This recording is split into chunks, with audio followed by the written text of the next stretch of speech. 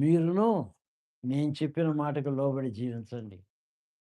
వేరే మార్గంలో పోవద్దు అనగలిగాడు. ఈ దినాన నీవు నేను నేర్చుకోవాల్సిన పాఠం ఒకటే. యేసు ప్రభు అని నీ నోటితో ఒప్పుకొని ఒక్క నిమిషం. నువ్వు ఒప్పుకోవాలి అంటే అర్థమేంటి?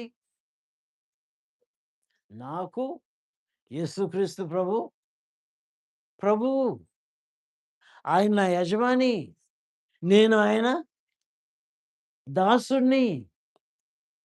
ఆయన చెప్పిన మాట ప్రకారముగా కాక, నా ఇష్ట ప్రకారముగా నేను చేయటానికి వీల్లేదు. ఆ మాట నీవనాలని కోరుతున్నాడు దేవుడు. యేసు ప్రభువని నీ నోటితో ఒప్పుకొని, దేవుడు ఆయన్ని మృతుల్లో నుండి లేపుననే విశ్వాసముతో.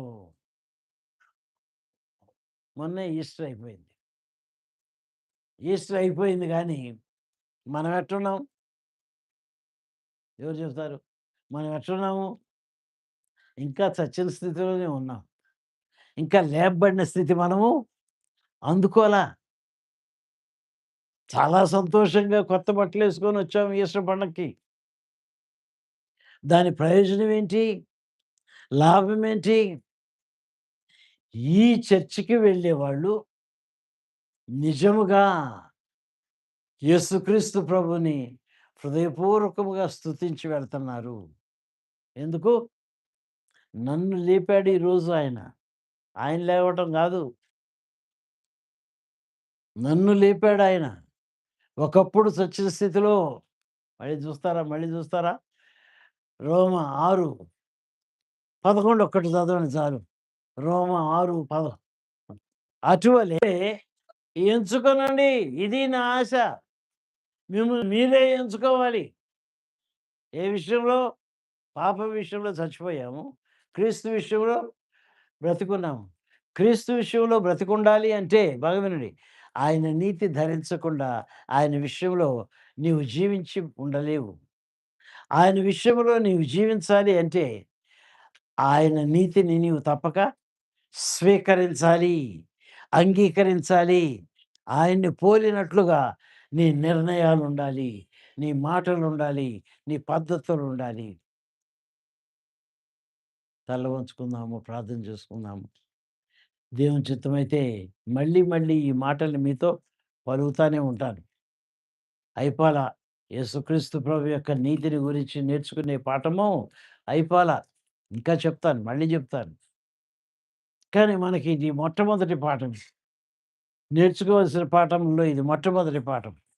తల వంచుకుందాము, ప్రార్థన చేసుకుందాము.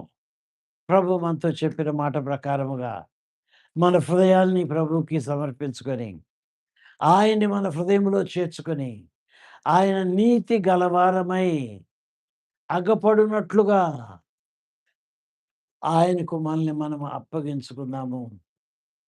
అత్యంత కృప కలిగిన మా ప్రియ పరలోకపు తండ్రి, నాయనా నీ పరిశుద్ధ పాద సన్నిధిలో ఈ విధముగా సమకూడి, ఆత్మ సంబంధమైన నీ హెచ్చరికలను, నిన్ను సంతోషపరిచే జీవిత విధానాన్ని మేము అలవర్చుకోవాలని నీవు ఆశిస్తూ ఉండగా మా ప్రభా, నీ చిత్తము నెరవేర్చుకునే వారముగా లేకుండా, నీ నీతి గల వారముగా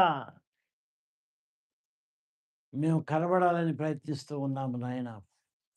అది నీకు అంగీకారమైంది కాదని ఖచ్చితంగా ఈ దినాన మేము నేర్చుకున్నాం ప్రభా.